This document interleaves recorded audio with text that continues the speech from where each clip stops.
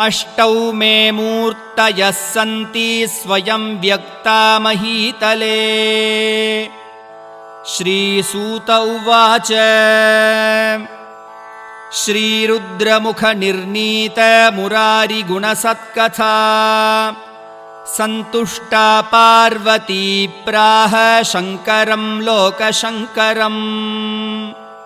श्रीपार्वत्युवाच श्रीमुष्णेशस्य माहात्म्यं वराहस्य महात्मनः श्रुत्वा तृप्तिर्न मे जाता मनः कौतूहलायते।